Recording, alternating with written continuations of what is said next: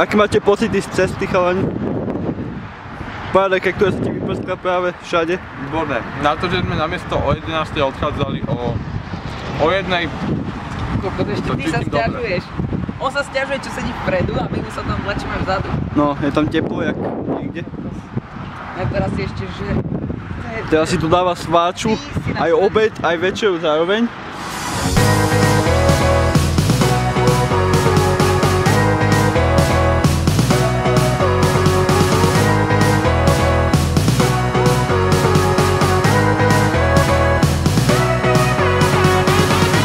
Chalani, čo nám poviete k tomuto? Že sme jak zadretí a už cestujeme 6 hodín dlho. A mi sa to zdá, že to je 6 hodín. Koľko je? 5 hodín? 5 hodín? 4, 4, 10, 4, 15 je. Tak 5 hodín. A o 1 prišli z Bratislavy. No? O 11 si pre mňa došli, alebo tak. No, Ríša.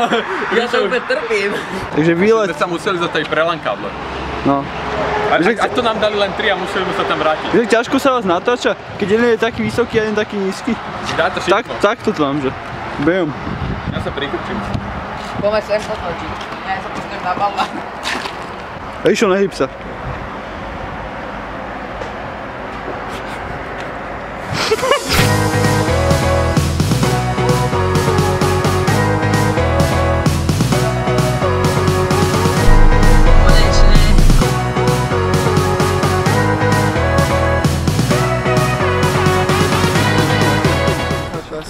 Tam Belzi môže vymyslieť takúto krávinu. Jeho GPS-ka zradila každého.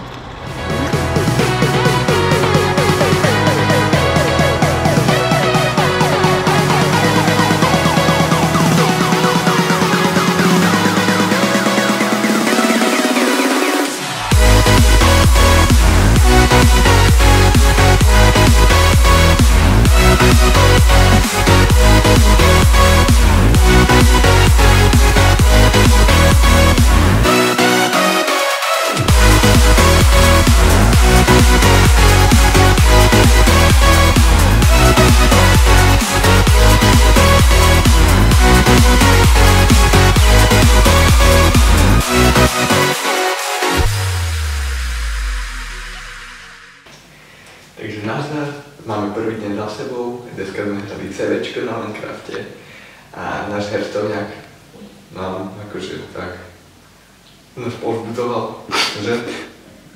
No. Taký vyčilovaný. A tak som aj hral.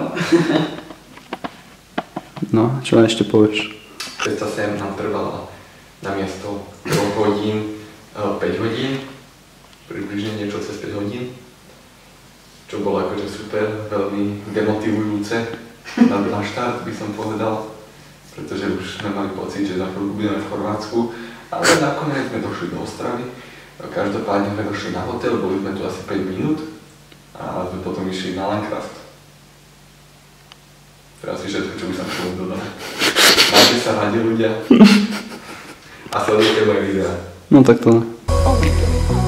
To je? Pričam? Priprave.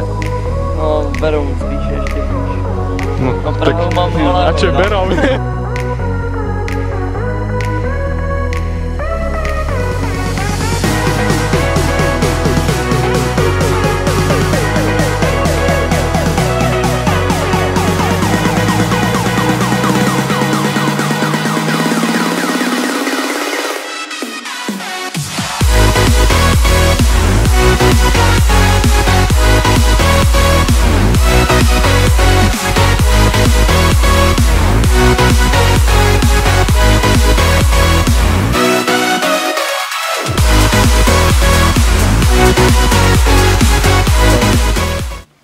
Miato, pokúsil zabíčem bezofíny.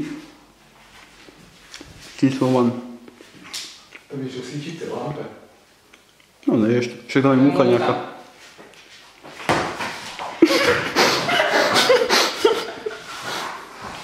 Výborne, Pacek, drža. Ste expert. A už aj odletela. Ne, je na zemi. Aha. Tu je. Táto lampa, jak som ju dal. Je dole.